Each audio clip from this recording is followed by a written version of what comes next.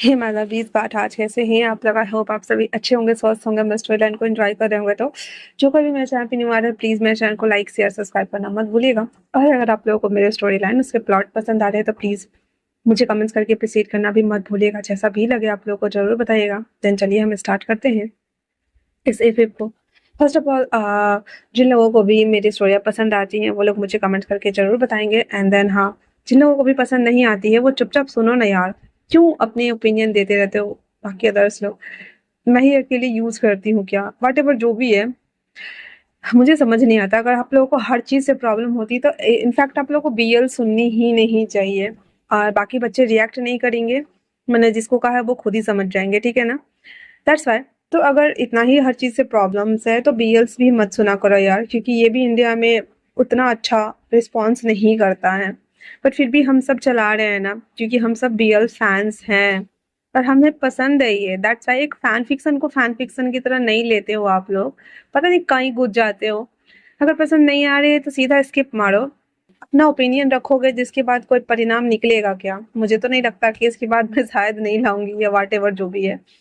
तो I hope से कि आप समझ जाएंगे, और नहीं समझे हैं तो अपना माइंडसेट अपने पास रखेंगे, ठीक है?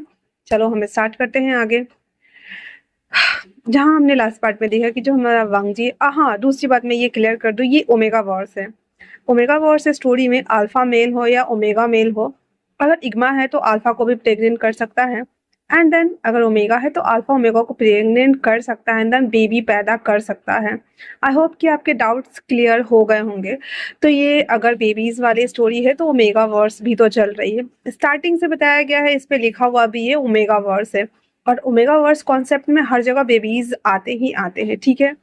देन इसके बावजूद भी आपको अगर ओमेगा वर्स और एलजीबीटी ये सब समझ में नहीं आ रहे हैं तो मैं कहूँगी कि पहले ना गूगल पे जाके सर्च करो, एंड देन आ करके आप मुझे बताओ, क्योंकि मैं जिस प्लेटफॉर्म पे स्टोरियाँ डाल रही हूँ तो मुझे अच्छे से पता है कि मैं क्या चला रही हूँ और कितना चला रही हूँ। प्लस यूट्यूब का एल्गोरिदम, प्लस यूट्यूब का कम्युनिटी गाइडेंस आपसे ज़्यादा समझदार है, क्योंकि अगर मैं ऐसा वैसा कुछ भी यूज करूंगी तो वो आपसे पहले मुझे इंडिकेट कर देगा। बट फिर भी thank you so much. And then चलो हम स्टार्ट करते हैं आगे की स्टोरी को, ओके? जैसा कि मैंने पहले ही कहा, बाकी बच्चे कोई पैनिक नहीं करेंगे, रिएक्ट नहीं करेंगे, आराम से अपना ओपिनियन मुझे देंगे एंड देन स्टोरियाँ सुनेंगे, ठीक है? आप लोगों को तो पता भी नहीं है, आप लोगों से कई गुना प्रेशर हम लोग के ऊपर होता है। बाकी का मुझे नहीं पता, पर जिन लोगों को कम्युनिटी गाइडलाइंस पता है उन्हें अच्छे से पता है। हम लोग तो कोई शब्द भी अगर चुन के बोलते हैं, हमें हर एक वर्ड को भी ध्यान में रखना पड़ेगा, वरना किस वजह से क्या हो जाएगा इन फ्यूचर कभी पता भी नहीं चलेगा हम लोगों को। और आप लोगों ने खुद ही देखा होगा, अगर आप लोग ऐसे वैसे वर्ड के साथ में मैसेज करते हो तो मैसेज मॉडरेशन में चले जाते हैं, एंड देन वो रिकवर भी नहीं होते हैं, ना ही कुछ हमें शो होकर आए जाते हैं। तो हमें अच्छे से पता है कि हमें मेटा डेटा और यूट्यूब के साथ कैसे काम करना है, किस वर्ड के साथ काम करना है, कितना काम करना है। थैंक यू सो मच अपना ओपिनियन देने के लिए एंड अपना माइंडसेट भी दिखाने के लिए। बट लिटरली कहा जाए तो आपसे ज़्यादा समझदार यूट्यूब और उसका एल्गोरिदम खुद है। अगर हम कुछ ऐसे एस्पेक्ट के ऊपर काम करेंगे तो वो डायरेक्ट हमें पिन ड्रॉप करेगा। तो चिंता करने की बात नहीं, आप लोग स्टोरी एंजॉय करो। आप लोग का क्या है, सुनोगे निकल जाओगे। अगर किसी के साथ कुछ अच्छा या बुरा होता है तो आप लोगों का कुछ नहीं जाएगा, आपके पास ऑप्शन बहुत सारे हैं, पर हम लोगों को बहुत केयरफुल होना पड़ता है। बट फिर भी once again thank you so much. And then मेरा 4 मिनट का टोटली टाइम बर्बाद करने के लिए क्या ही बोलूँ मैं। हाँ, थैंक यू। चलो स्टार्ट करते हैं। जहाँ लास्ट पार्ट में हमने देखा कि जो हमारा वांगजी है वो विंग को कस के पकड़े हुए था। देन कहता विंग, विंग कहता है व्हाट, हाँ चिल्ला लो, चिल्लाने से कुछ नहीं हो जाता। मैंने पहले ही कहा है, कुत्ते की दुम कभी टेढ़ी थी तो टेढ़ी ही रहेगी, वो कभी सीधी नहीं होगी। और दूसरी बात ये, मैं तुम्हारा ओमेगा, हाँ हो सकता हो, क्योंकि बाइट जो किया है मेरे साथ वो सभी थिंग्स किए जो नहीं करने चाहिए था। पर किस हक से, किस हक से मुझ पे ये अधिकार जता रहे हो? रैंडमली चलते फिरते हर इंसान के शख्स तो हम सोच सकते हैं ना, अपनी नीड को फुलफिल कर सकते हैं। हमारे जो डिजायर्स है, ओमेगा के डिजायर्स, वो तो हम किसी के साथ फुलफिल कर सकते हैं ना। फिर आपको क्यों लगता है कि वो आपका बच्चा है, हाँ, और मैं आपका हूँ? क्या मेरा कोई और पार्टनर नहीं हो सकता? राम जी, जिसके हाथ उसके ऊपर कसे हुए थे, अपने फुल फेरोमोन्स को छोड़ता है, पैच को नोच के हटा देता है।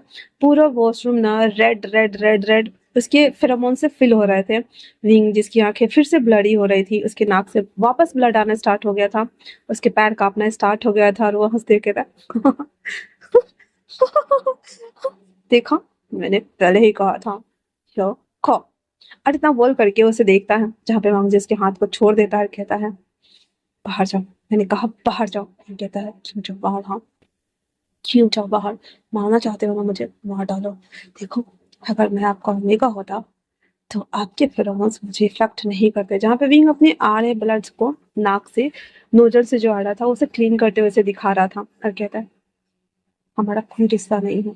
एक बार फाइट कर लेने से और साथ में सो जाने से कोई अल्फा और ओमेगा नहीं बन जाता है। हमारे बॉन्ड नहीं बने हैं। क्या लगता है? हाँ, बन गए हैं क्या? हाँ, बन गए हैं। मेरे रेंज में रहोगे तो आप मुझे हमेशा ढूंढ लोगे, मुझे ये पता है। चाहे मैं 1 किलोमीटर 1.5 किलोमीटर के रेंज में रहूं या फिर कहीं पे भी रहूं, मेरे एहसास आपको खींच लाएंगे उस जगह तक। पर हमारे बॉन्ड बने हैं क्या? देखो, मेरे पावर्स आपके ऊपर काम कर रहे हैं क्या? विंग अपनी पावर को एक्टिव करता जहाँ पे उसके येलो लाइट की पावर्स थी, जहाँ पे वांगजी के पास रेड कलर का था। तो वो दिखाता जिसमें रेड कुछ भी नहीं आया था, कहता देखो यहाँ तो मेरे पास सिर्फ मेरे हैं। और फिर वो वांगजी का हाथ को पकड़ता है जहाँ पे वांगजी के हाथ में ओनली फॉर रेड था, कहता है हमारे बॉन्ड मिले ही नहीं है। और इतना बोलने के साथ ही विंग वांगजी के शोल्डर के ऊपर बेहोश।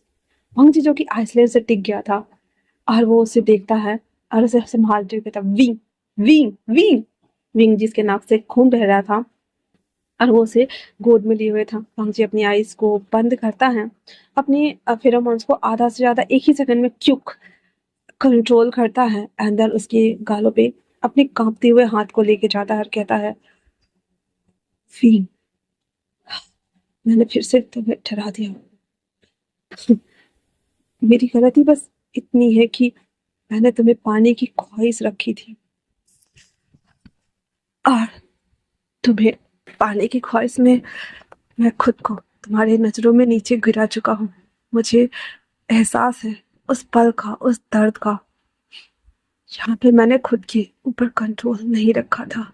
हाँ, मैं पागल हो गया हूँ। हाँ, मैं पागल हो गया हूँ। हाँ, मेरा दिमाग काम नहीं कर रहा है। हाँ, मैं तुम्हारे साथ जबरदस्ती कर रहा हूँ। हाँ, मैं एक नंबर का बेवकूफ हूँ। इतना बोलकर वागजी एक थप्पड़ लगाता है, खुद को कहता है तुम्हें पाने की चाहत में खुद को इस कदर खो दिया मैंने, तुम्हें खोने का डर अब मुझे सता रहा है। और वांगजी फिर से कहता है मुझे उसे नहीं बुलाना चाहिए था, क्योंकि मैं गुस्से में था। एक नंबर का बेवकूफी भरा डिसीजन था मेरा जब मैंने उस कॉल गर्ल को बुलाया और उसे नाटक करने के लिए कहा, जिसे तुम आज तक सच मान के बैठे हो भी। मैं एक नंबर का बेवकूफ था। अब तो मेरा प्यार भी गंदा हो गया है, जहाँ पे बस नफरत नफरत नफरत है। पर मेरा प्यार सच्चा है।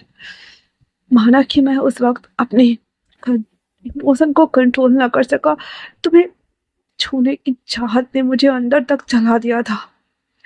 तुम्हें अपना बनाने की चाहत ने मुझे पागल कर दिया था। बट एक दीवाना तो मैं भी था ना, जहाँ पे मैं अपने ओमेगा को फील करना चाहता था। मेरा तरीका बहुत गलत था। मेरी पहली गलती जहाँ पे मैंने उस कॉल गर्ल को बुलाया, मेरी दूसरी गलती जहाँ पे मैंने तुम्हें एक स्लैब के तौर पे खरीद कर लाया, मेरी तीसरी गलती मैं तुम्हारे ऊपर डोमिनेंट हुआ। पर इन 7 सालों में क्या वो सजा कम नहीं हुई है मेरी? क्या इन 7 सालों में मैंने खुद को इतना तड़पाया है, इतना सताया है कि क्या वो अभी भी मेरे लिए बाकी है? ये कब खत्म होगा? मैं कब इस बंधन से छूटूंगा? कब तुम्हारी आंखों में खुद के लिए प्यार देखूंगा? ये कैसा रिश्ता जहाँ पे सिर्फ और सिर्फ सिर्फ मैं हूँ, सिर्फ और सिर्फ मैं रहूं? वही क्या ऐसा होगा कभी? मेरा प्यार तुम्हारी तरफ बिल्कुल पवित्र है। बस मेरा रास्ता रास्ता बहुत ज्यादा गंदा था, बहुत ज्यादा गंदा, और उसमें वो महला हो गया।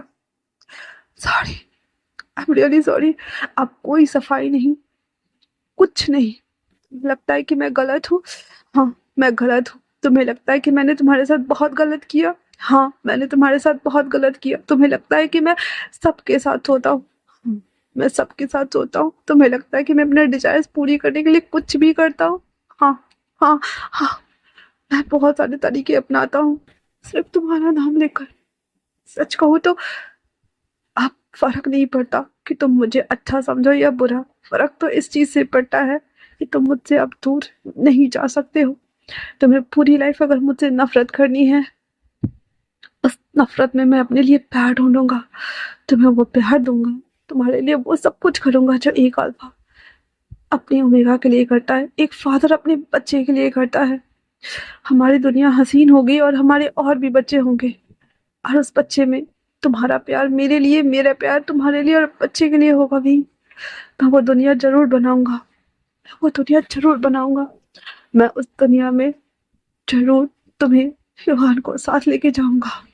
Sorry, I am really sorry. इतना बोल हम जी विंग के नोजल को ऐसे क्लीन करते हुए उसके नाक में टिश्यू पेपर डाल देता है ताकि खून आना बंद हो जाए, और उसे लेकर के बाथटब में आ जाता है और उसे लिटा देता है। बाहर आता है तो कहता है, डैड, मॉम कहाँ है?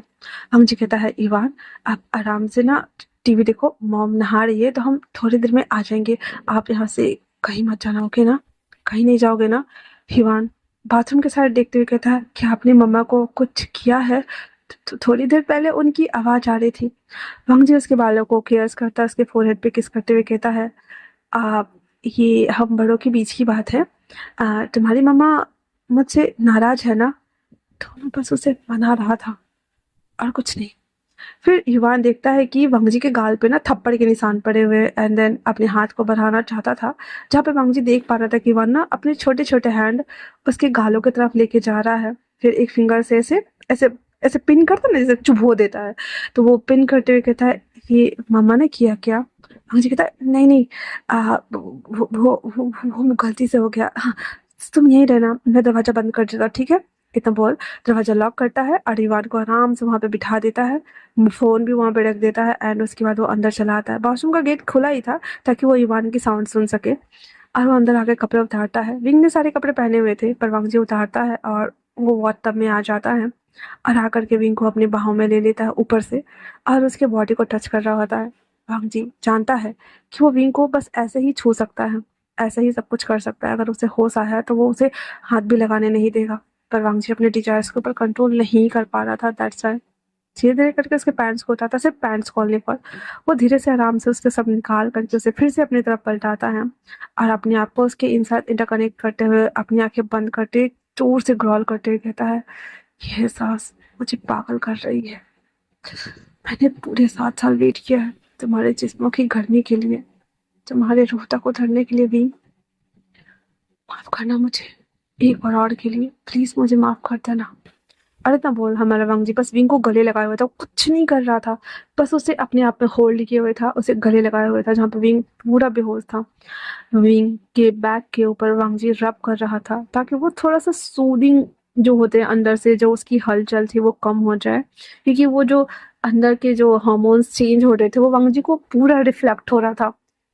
दैट्स वाई वांग जी ना बस ओनली फॉर उसे सूद कर रहा था। उसके बाद वो उसके ऐसे आराम से उसको लेके बैठा हुआ था वांग जी, जो कि अपने अंदर के सारे डिजायर्स को एक एक करके लॉक करते जा रहा था और कहता है, तुम्हें बाहर आना ही नहीं है, मैं बस ये फील करना चाहता हूँ, दैट्स इट, और इससे ज़्यादा कुछ नहीं। इतना बोल कर वो वापस से विंग को अपनी गोद में लेकर के उसके गालों को, उसके माथों को, उसको सबको छू रहा था, उसके नाक को देख रहा था कि कहीं और ब्लड तो नहीं आ रहा है। विंग जो कि उसकी गोद पे एक बेबी की तरह इसे पड़ा हुआ था, और वांग जी कहता है, ये एहसास ही काफ़ी है, ये पास रहने का एहसास ही काफ़ी है, तुम्हारी बाहों में खुद को समेटना ही काफ़ी है। इतना बोल वांग जी भी आइज क्लोज कर देता है। आधा घंटा हो चुका था, दैट्स वाई युवान डोर नॉक करते हुए कहता है, मम्मा, मम्मा, आप अंदर हो क्या? मम्मा। तो वांग जी की आंखें खुल जाती हैं, देन कहता है, युवान, आप अंदर मत आओ बेटा, हम आ रहे हैं, बस 5 मिनट, ओके ना? हिवान अपने हाथों को समेटते हुए वहां से वापस आके बैठा हुआ था, ऐसे पैर नीचे करके। वांग जी पिंग को अपने इनसाइड से बाहर निकालता है, क्योंकि उसका कोई इरादा नहीं था कि वो उसके साथ कोई भी सीन क्रिएट करे। वो बस फील करना चाहता था उसे, दैट्स इट, उससे ज्यादा कुछ नहीं। हालांकि वांग जी की हालत बहुत ज्यादा खराब थी, दैट्स वो विंग को बगल में लेता है। बगल में लेने के बाद अपने हैंड से खुद ही खुद को सेटिस्फाई करना स्टार्ट करता है, जहाँ पे उसकी गहरी सांस है, उसके रिलीज हो रहे फेरोमोन्स विंग की आइज को ओपन कर रहा था। जहाँ पे जब विंग अपनी आइज खोलता है तो विंग देख पा रहा था कि विंग वांगजी के चेस्ट के ऊपर लेटा हुआ है। उसके एक पैर उसके पैर के से फंसे हुए हैं, जहाँ पे वांगजी ने दोनों पैर के ऊपर घुटने मोड़ करके एंड देन वो खुद को अपने मतलब कार्यक्रम में लगा हुआ था, ठीक है। जहाँ पे वांगजी ने बस विंग की एक गहरी पड़ी सांस से उसका ऊपर नीचे हुए थे आडामा पल्स, उसकी बढ़ती हुई जो चेस्ट का बिप था वो मतलब वो सब ना देख और सुन पा रहा था। और विंग अपने आप से कहता है कि क्या है, मेरे पास होते हुए भी आप खुद से ये कर रहे हैं। सच में आप बदल गए हैं क्या? यकीन करना मुश्किल होता है पर ऐसा नहीं है। क्या पता आपको मेरे होश में आने का वेट हो। इतना बोल विंग सीधे कहता है अगर आपका हो गया हो तो मैं चाहो क्या? अंग्रेजी कहता है हाँ जाओ, क्योंकि शुभान बाहर है, जाओ। रिंग को तो आश्चर्य हो रहा था बट फिर भी वो बस कुछ सेकंड के लिए उसे देखता है, देन वो तब से बाहर निकलता है तो अपने कपड़े को देखता है हैरान, भाई साहब ऊपर तो है नीचे किधर गया। फिर अंग्रेजी कहता है आई एम सॉरी, मैं कोशिश करना चाहता था, फिर मुझे लगा कि शायद तुम नाराज हो जाओगे भी। और उसके बाद वो ग्रॉल कर रहा है, उसके साथ सेक्सी वे में बातें कर रहा है, जहाँ पे विंग का दिमाग खराब हो रहा था। एंड देन कहता है यू सी, इतना बोलने के साथ ही वो बाहर आ जाता है और ऐसे ना डोर को लॉक कर देता है। पर विंग जब वो कपड़े बदल रहा था तो उसकी साउंड सुन पा रहा था क्लियर तरीके से। ऐसा ना, अब ऐसा हो ही नहीं सकता कि तुम्हारे सामने में तुम्हारा अल्फा कुछ और कर रहा है और ओमेगा को फील ना हो। तो विंग की बॉडी ना रिएक्ट होना स्टार्ट हो गई थी, बट वो जल्दी जल्दी से अपने आप को ऐसे क्लीन करता है, बाथरूम पहनता भाग जाता है बाहर। और अंजी बस उसे जाते हुए देखता है, देन कहता है अच्छा है, कम से कम ये सीन देखने के बाद मुझे सुकून तो मिल रहा है ना। कोई बात नहीं, मैं खुद से कर लूंगा। ऐसे थैंक यू मेरे साथ रहने के लिए, इतना बोला हमारा वांग जी अब फास्टली मूव कर रहा था। और 7 मिनट के अराउंड वो अपने आप को ठीक से अच्छे से सेटिस्फाइड कर लेने के बाद अपने हाथ उसमें छोड़ के ऐसे पटका हुआ था एंड देन लेटा हुआ था, कहता है। फिर वो चैन निकालता है जैसे कि पानी धीरे धीरे बाथ टब से नीचे जाने लगती है, कि पानी पूरा गंदा हो गया था, अब उस पानी में बैठने का कोई फायदा था नहीं। तो वो चैन निकाल देता है जिससे कि पानी नीचे ऐसे जाना स्टार्ट हो गया था। और वांग जी उसमें बैठा हुआ था जब तक सारा पानी निकल नहीं जाता। फिर वो उसमें से बाहर आता है, शावर लेता है, अच्छे से क्लीन करता है बॉडी को, हाथ को, सबको। शावर लेने के बाद वो बाहर आता है और आने के बाद बाथ गॉन पहनकर बाहर आता है और सीधे बिंग को बिना देखे वो चला जाता है जो रेस्ट रूम था, मतलब चेंजिंग रूम था उसमें। उस चेंजिंग रूम में वांगजी ने विंग के लिए सारे जितने भी अल्टरनेट अटायर्स थे वो सब रखा हुआ था। एक दो छोटे जो नॉर्मल कपड़े होते हैं ना जो घर में पहन सकते हैं, वो वाले कपड़े क्रिस को लाने के लिए बोला था। फिर भी विंग बाहर में ऐसे बैठा हुआ था बालकॉन में, तो उसी में से एक ना उसको समझ नहीं आ रहा था तो अपना वाला एक शर्ट दे देता है और उसका एक पैंट निकाल करके उसको ला करके दे देता, कहता ये चेंज कर लो, क्रिस अभी क्या है लाने के लिए, तो वो थोड़ी देर में लेके आ जाएगा। बाकी सारे अल्टरनेट अटायर्स इसमें हैं तो जो पहनना है वो ले लेना। इतना बोल वांग जी बस ऑर्डर दे के मतलब बता करके वहां से वापस चला जाता है और अंदर जाकर अपना कपड़ा पहन रहा होता है, जहाँ पे विंग उस कपड़े को ले लिया हुआ था और कहता है ईवान आप यही रहो, मैं अभी चेंज करके आता हूँ वॉशरूम से। ईवान कहता है जी मम्मा। फिर वो अंदर जाता है, उस कपड़े को पहनता है, थोड़ा ढीला ढीला तो हो रहा था क्योंकि दोनों को बॉडी वाइज अलग अलग थे, पर फिर भी वो पहन करके अच्छे से टाइट वाइट करके जब बाहर आके बैठता है उसकी बॉडी से हल्की हल्की ओमेगा वाली फेरोमोन्स आ रही थी, क्योंकि वांगजी के अराउज होने की वजह से हमारा जो विंग था वो भी अराउज हो चुका था। तो युवान कहता मम्मा आपकी स्मेल काफी अच्छी है, बहुत बहुत अच्छी, मुझे ये स्मेल काफी पसंद है। इतना बोल हमारा युवान उसके गोद में चिपका हुआ था। वांगजी जब बाहर आता है तो देखता है कि युवान है ना हमारा आगे से ऐसे पकड़ के हक करके बैठा हुआ है। हमारे वांगजी की जली, ऐसी जली, मतलब वो युवान को भी देख के उसको जलैसी फील हो रहा था। कहता है ये कितना लकी है, कम से कम वो अपने मोम्स के साथ चिपका हुआ है, पर ये तो मेरे पास, मैंने तो बस इसे अपने गले से लगाया हुआ था पर पानी से ऐसे निकल के भागा जैसे कि मेरे बॉडी में कांटे लगे हो। रुक नहीं सकता था, एक मिनट था। अरे तब बोलते हुए दांत पीसते हुए ना वो अपने बालों को ड्राई करना स्टार्ट कर देता है और वो उसे कुछ भी नहीं कह रहा था। विंग देख पा रहा था कि वांगजी ना जैसे ना मुंह फुला लिया हुआ गुब्बारे की तरह, और विंग को पता है कि वांगजी का रिएक्शन क्या होता है, दैट्स व्हाई। और उसे ये भी याद था, वो ईवान को देखते हुए वांगजी को देख रहा था। कहता है आपको अपने बेटे से भी जलन हो रही है, सच में आप सुधर ही नहीं सकते हैं।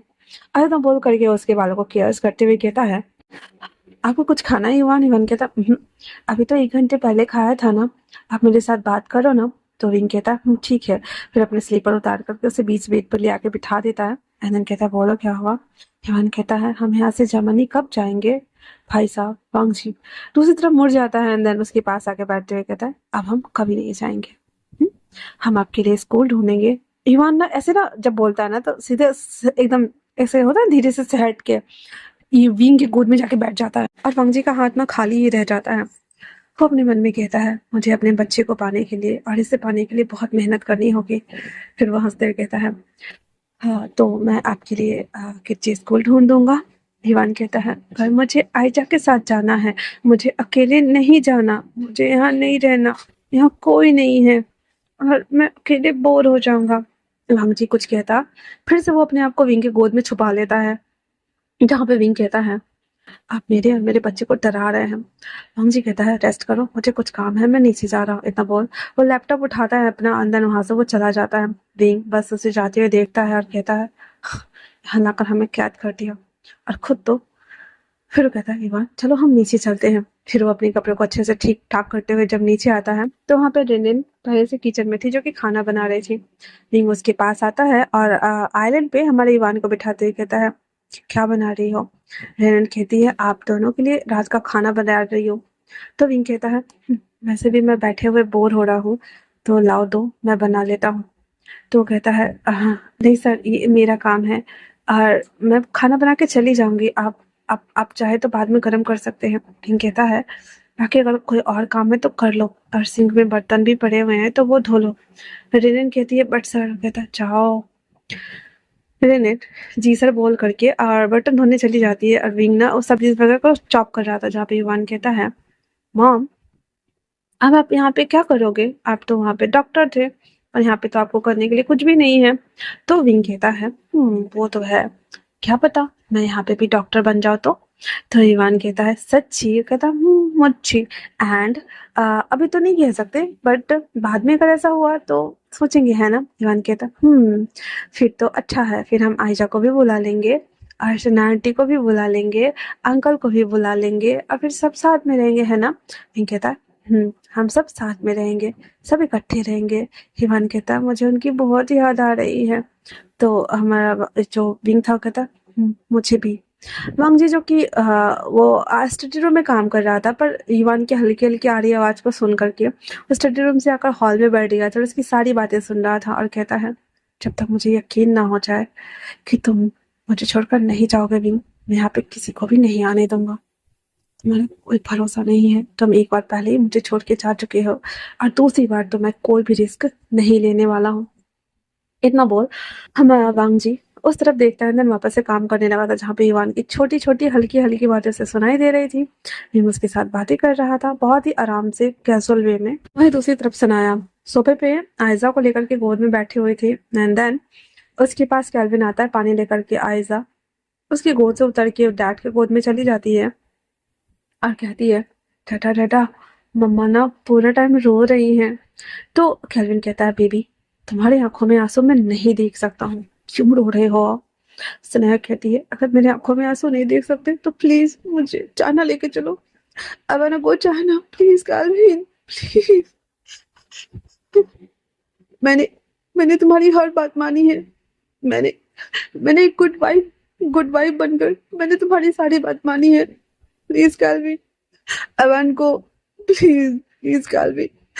तो कैल्विन कहता है सुनाया तुम्हें नहीं लगता कि कुछ ज्यादा ओवर रिएक्ट कर रही हो। वो उसका अल्फा है, वो अपने अल्फा के पास है, वो सेफ है। सुनाया कहती है तुम्हें नहीं पता कैल्विन वो बहुत बुरे हैं।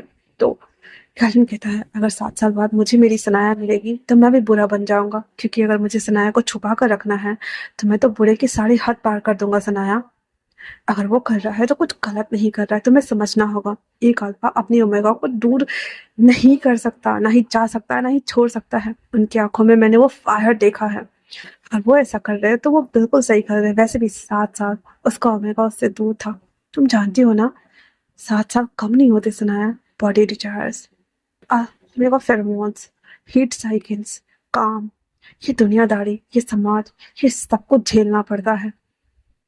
क्या तुमने कभी उस अल्फा के पॉइंट ऑफ व्यू से सोचने की कोशिश की है। सनाया कहती है बट विंग सर उसे जी कहता कैल्विन कहता है अगर विंग सर उसे नहीं मानते अपना तो उसे बाइट करने के बाद उनकी बॉडी में जो रिएक्ट होता है वो नहीं होता। बस बीइंग सर ये नहीं मान रहे कि वो उसका अल्फा है। बीइंग सर की बॉडी मान चुकी है, उसका माइंड मान चुका है, पर उसका जो ईगो है ना, वो बीच में आके क्लैश कर रहा है। एक दिन सब अच्छा होगा और हम जरूर जाएंगे चाइना। इधर आओ, इतना बोल करके एक तरफ वो आयजा को लिए हुए था, दूसरी तरफ वो सनाया को अपनी बाहों में भरता है। देन कहता है, तुम्हारे लिए तो मैं पूरी दुनिया खत्म कर दूं सनाया, पर एक अल्फा की आंखों में मैंने फायर देखा है और मैं उससे नहीं लड़ सकता। कहने के लिए मैं उसे वापस ले तो आऊं, पर मैं उससे हार जाऊंगा और मुझे हारना मंजूर नहीं है। और ये अपने मन में बोल रहा था। एंड देन अपने स्नेहा को किस करते हुए कहता है, प्लीज काम डाउन बेबी। इतना बोलने के साथ ही अपने सूदिंग फेरोमोन्स को रिलीज करना स्टार्ट करता, ताकि बेबी भी डरी हुई थी तो बेबी भी शांत हो जाए और सनाया भी थोड़ी सी शांत हो जाए। तो आज के लिए इतना ही। And then thank you so much. आप सबको मेरी स्टोरी पसंद आ रही है अभी तक और बोर फील नहीं कर रहे, उसके लिए थैंक यू वंस अगेन। मिलते हैं नए चैप्टर में, तब तक के थैंक्स फॉर वॉचिंग।